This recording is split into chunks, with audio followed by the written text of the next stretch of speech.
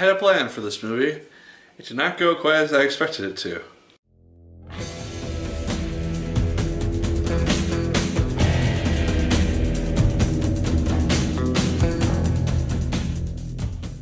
Hello once again, watchers of good movies. My name is Nick Pell and this is once again coming from my apartment. Now today we are going to be talking about the film Maggie's Plan. Now this is a film that I saw maybe one trailer in the theaters for just a while ago. I did not really know what I was going into with this movie. General idea is that there's this woman named Maggie, young woman in her probably late 20s. She's played by Greta Gerwig and she wants to have a kid. She just decides, oh hey, I'm not going to wait around for a guy to fall in love with me and have a kid with me.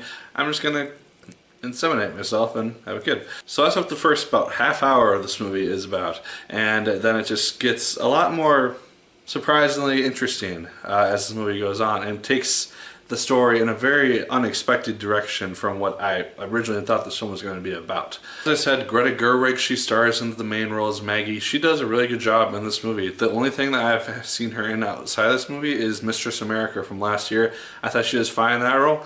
I like that she's doing more of these indie movies and getting just better as a result. I thought she was better in this movie than she was in that, and I enjoyed her performance. Ethan Hawke is also in this movie. He's basically her love interest, and he is this professor who is writing this novel. They meet because he is trying to get her to read his novel, or at least help him with it. Kind of read chapters here and there, give commentary, and then he can continue to edit it and modify it as necessary.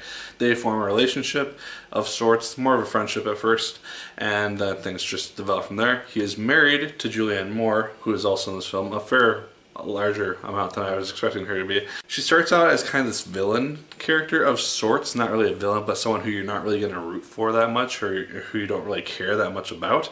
And then just as the movie goes on, and you get to see her interact with Greta Gerwig's character a lot more than you would expect to, you get to really feel for these two characters, and it's just a very interesting way that this film does it, because you get behind basically every character in this movie. There is no villain. You understand the motivations that a lot of people are dealing with, because you have Travis Fimmel recently in Warcraft, also in Vikings. He is in this movie. He is the person who donated his sperm to get Maggie pregnant. And so a couple years later when she has a kid, supposedly with Ethan Hawke, he doesn't know if it's his kid or if it's her husband's kid, and so you just see kind of like the happiness in his eyes when he sees the kid for the first time, but just also kind of the sadness when he realizes, I don't know if this is my kid or not.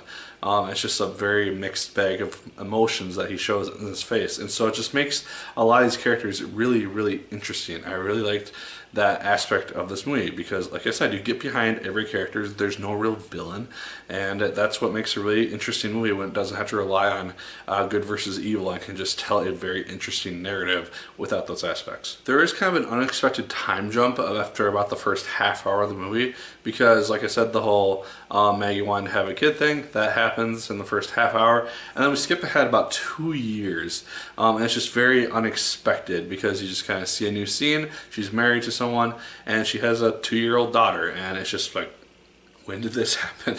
Did I fall asleep for 30 minutes? I don't think so. So that was just kind of an unexpected thing, and they fill in the gaps here or there throughout the rest of the movie, but I would have liked to see maybe at least a little less of a gap between like the story elements, because it just seemed very much like they just kind of lost what they wanted to tell with this part of the movie. Like, I felt there was a lot of things that they could have explored with the characters during that 2-year gap in regards to the marriages and things which kind of fall out during that time. But that said, that is kind of where the film takes an unexpected turn and makes it a lot more interesting, because again, I thought this was just going to be a general like Maggie struggling with whether or not she's going to get pregnant. When she gets pregnant, is it Travis Fammel's kid, or is it going to be Ethan Hawke's kid? I don't know. And I thought that was going to be the main conflict of the movie.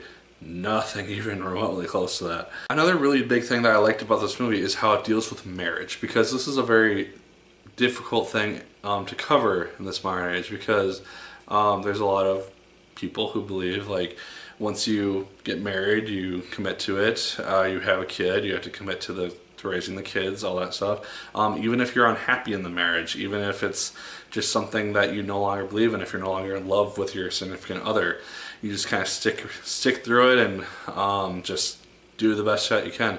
And this movie kind of tackles that idea and kind of revolts against it with the idea that, oh hey, once you're out of love with someone, you shouldn't necessarily have to stick with them for the rest of your life. And enjoy the blessings that you got with them, such as if you have a child or so. But don't necessarily stick around and be in an unhappy marriage, because it's just not going to work out well for you eventually. So I like the way the film deals with that, and that is mainly used with Maggie a lot. But I just enjoyed the movie as a whole. I thought it was a very interesting movie. It had a lot of themes to explore in regards to marriage, in regards to like all these different characters. Again, no real villain, which really interested me. I thought all the actors did a very good job. I like the fact that Greta Gerwig is now getting more and more of these lead roles in these indie films. I'm excited to see what she eventually does in some of these more high budget movies eventually when she breaks out into that scene. I'm really excited to see what this actress does. Guys, those are my thoughts on Maggie's Plan. Definitely check it out if you have the opportunity. And it's very limited release, I think, right now, roughly. If it's in a theater near you, definitely give it a go. I highly recommend it. I definitely really enjoyed it. Guys, those are my thoughts on Maggie's Plan. Let me know yours in the comments down below. Did you like it as much as I did? Did you hate it more than I did? Let me know. Like, favorite, comment, and subscribe once again if you so choose. I'd appreciate it immensely. And as always, Merry people, my name is Nick Pell. And once again, keep on watching.